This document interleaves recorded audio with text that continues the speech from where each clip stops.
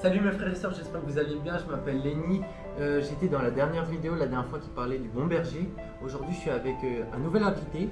Moi c'est Bastien, je connais avec le groupe de jeunes, mais pour ceux qui ne me connaissent pas, voilà, Bastien, j'ai 21 ans. Et aujourd'hui on parle d'un sujet très important avec Lenny. De quoi on va parler Lenny? Alors, on va parler de l'amour pour son prochain. C'est un très beau thème, mais à travers quel texte biblique on va pouvoir en parler de ce thème? Alors, on va parler dans Luc justement, Luc 10, du 25 au 36. Très bien, donc la parabole du bon samaritain. Exactement, justement. D'ailleurs, juste avant ça, j'aimerais savoir pour vous, frères et sœurs, si tu vois quelqu'un dans la rue maintenant qui est blessé, qu'est-ce que tu ferais pour lui? Je vous laisse avec ça. Donc, on va lire. Un professeur de la loi se leva et dit à Jésus. Pour le mettre à l'épreuve. Maître, que dois-je faire pour hériter de la vie éternelle? Jésus lui dit, qu'est-il écrit dans la loi? Qui lis-tu? Il répondit, tu aimeras le Seigneur de ton Dieu de tout ton cœur, de toute ton âme, de toute ta force et de toute ta pensée, et ton prochain comme toi-même. Tu as bien répondu, lui dit Jésus. Fais cela et tu vivras. Mais lui, voulant se justifier, dit à Jésus, et qui est mon prochain? Jésus reprit la parole et dit, un homme descendait de Jérusalem à Jéricho. Il tomba entre les mains de brigands qui le dépouillèrent, le rouèrent de coups, et s'en allèrent en le laissant à moitié mort. Un prêtre qui par hasard descendait par le même chemin vit cet homme et passa à distance. De même, aussi un lévite arriva à cet endroit. Il le vit et passa à distance. Un samaritain qui voyageait arriva près de lui et fut rempli de compassion lorsqu'il le vit. Il s'approcha et banda ses plaies, en y versant de l'huile et du vin. Puis il le mit sur sa propre monture, le conduisit dans une auberge et prit soin de lui. Le lendemain, il sortit 2 pièces d'argent, les donna à l'aubergiste et dit « Prends soin de lui, et ce que tu dépenseras en plus, je te le rendrai à mon retour. » Lequel de ces 3 te semble avoir été le prochain de celui qui était tombé au milieu des brigands? C'est lui qui a agi avec bonté envers lui, répondit le professeur de la loi. Jésus lui dit « Va agir de la même manière, toi aussi. » Amen. C'est un très beau passage qui est très fort et rempli de beaucoup de sagesse. Exactement. Mais dis voir Lenny, j'ai quand même une question à te poser. Dis-moi. Qu'est-ce que c'est qu'une parabole? Une parabole, c'est une histoire dont le sens derrière, ça va être un enseignement que Jésus va nous donner. Par exemple, tu vas dans Matthieu 13, tu as la parabole du semeur. Elle va parler des choses qu'ils ne vont pas comprendre au début, mais c'est un enseignement derrière, justement. Ça, c'est un exemple.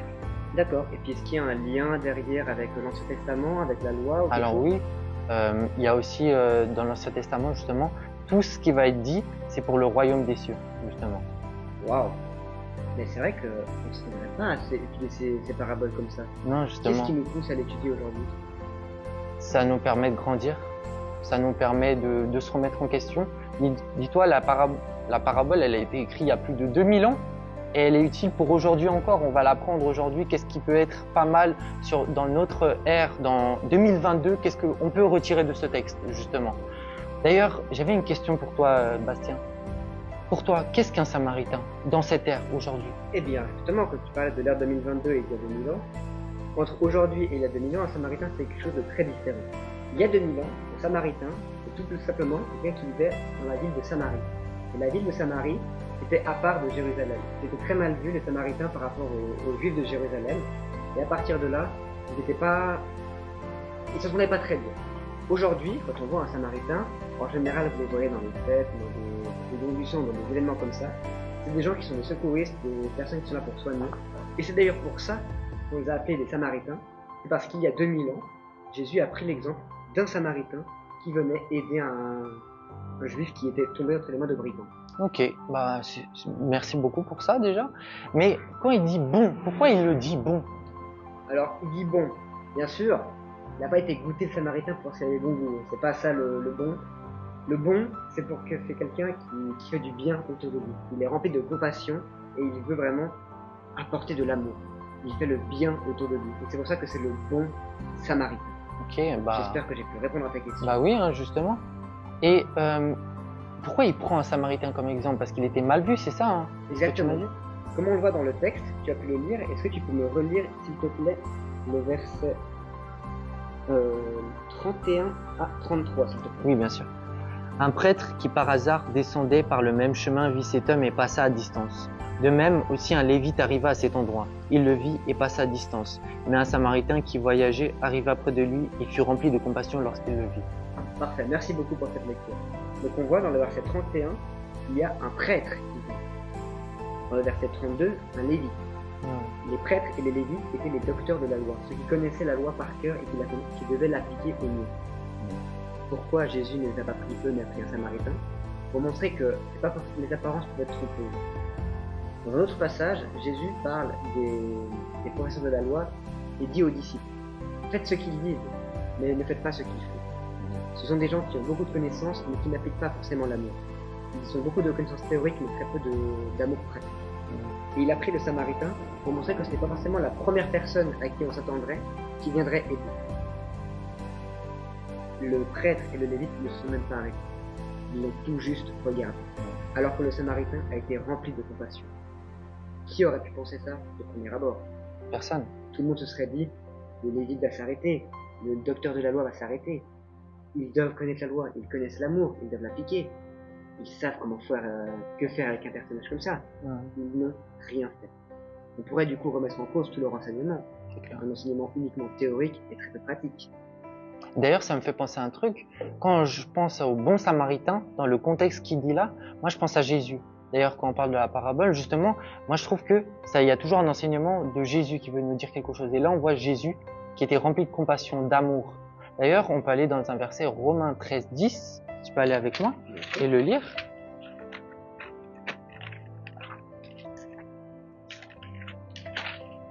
L'amour ne fait point de mal au prochain.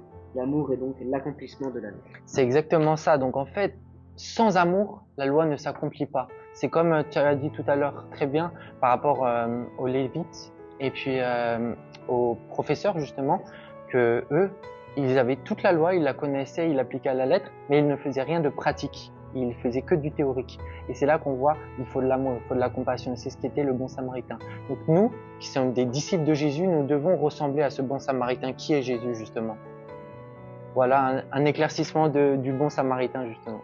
Merci beaucoup pour ces précisions. C'est vrai que ça aide beaucoup de parler de ça parce que on pourrait tous se demander qui est ce bon samaritain dans cette ère 2022 ou même dans l'ère passée. C'est vrai que tu as très justement répondu à cette question.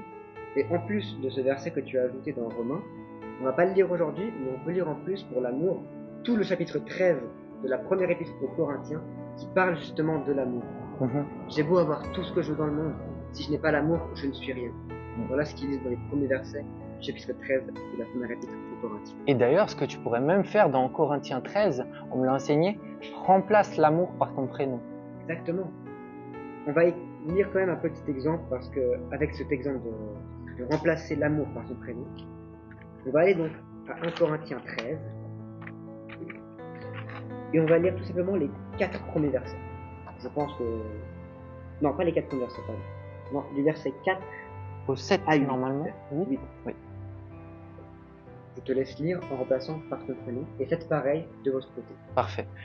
L'aîné est patient, l'aîné est plein de bonté, l'aîné n'est pas envieux, l'aîné ne se vante pas, l'aîné ne s'enfle pas d'orgueil, l'aîné ne fait rien de malhonnête, l'aîné ne cherche pas son propre intérêt, l'aîné ne s'irrite pas, l'aîné ne soupçonne pas le mal, l'aîné ne se réjouit pas, l'aîné de l'injustice, mais il se réjouit de la vérité, l'aîné pardonne tout, l'aîné croit tout, l'aîné espère tout, l'aîné supporte tout. Et voilà, j'espère que vous avez pu faire l'exercice de votre côté.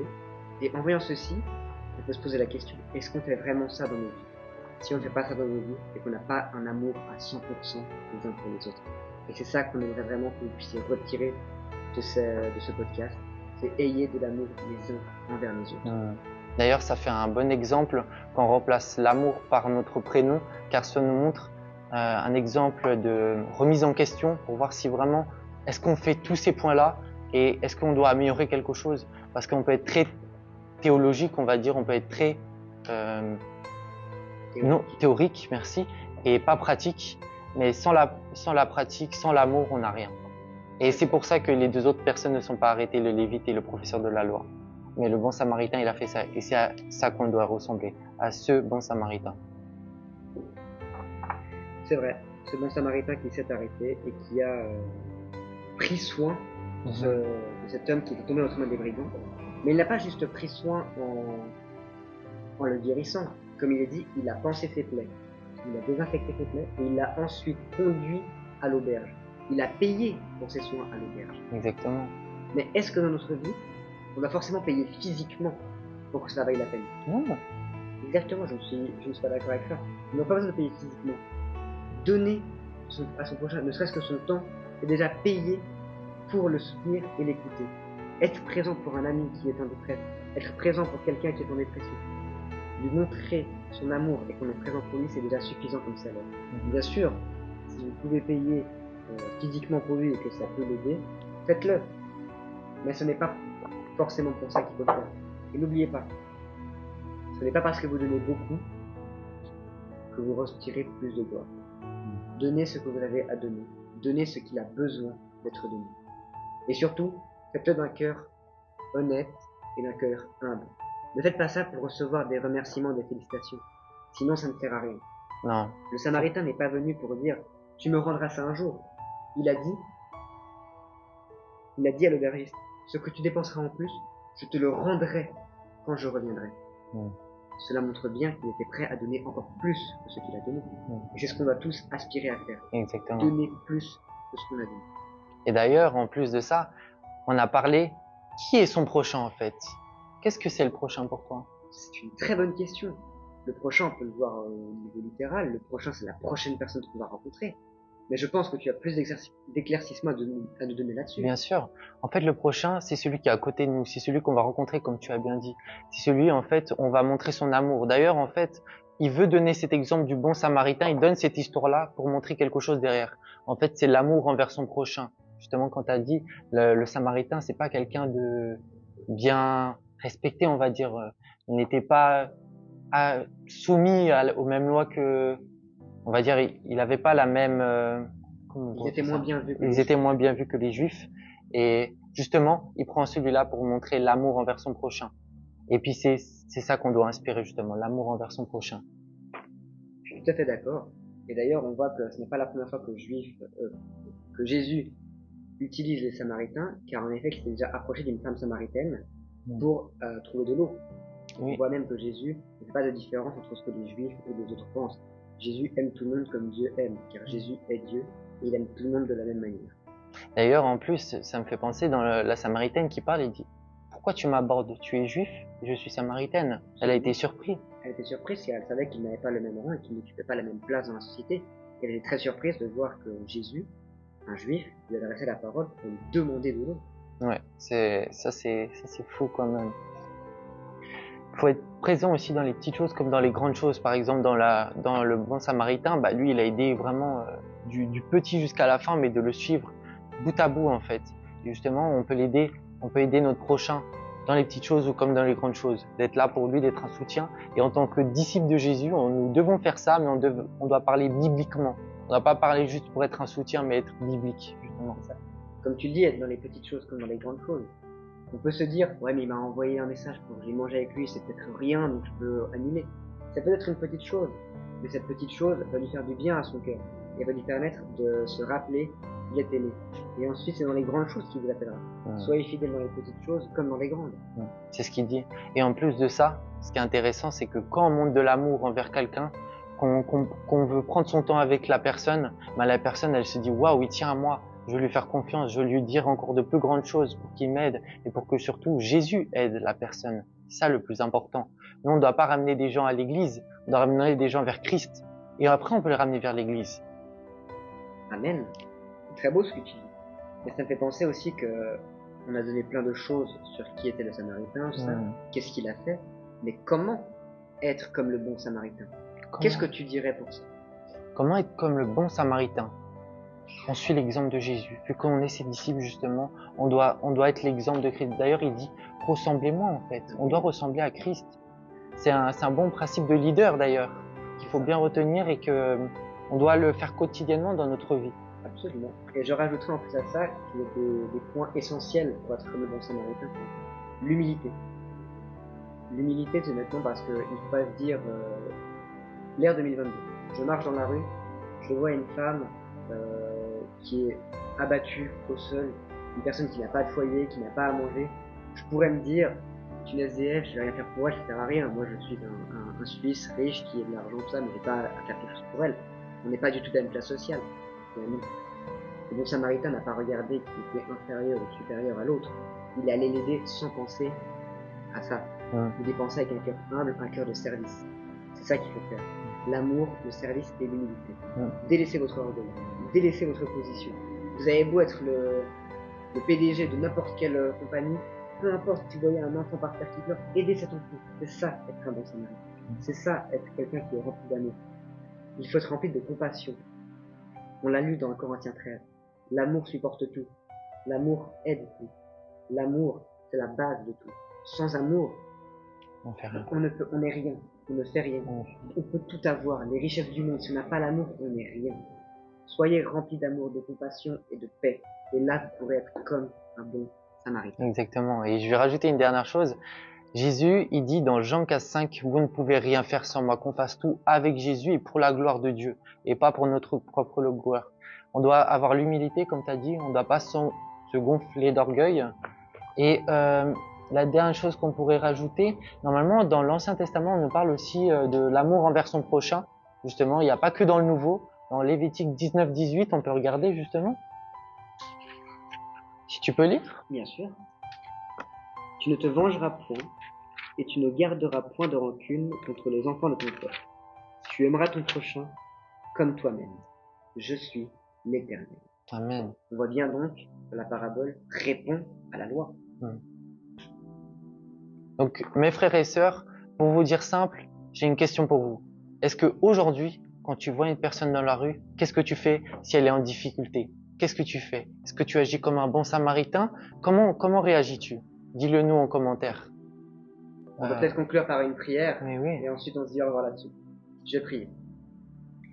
Seigneur, je te remercie pour Lénie qui est venue m'aider à faire ce podcast. Merci pour ce sujet tellement important du bon samaritain. Merci car nous devons tous apprendre à être des bons samaritains et à aimer notre prochain comme nous-mêmes.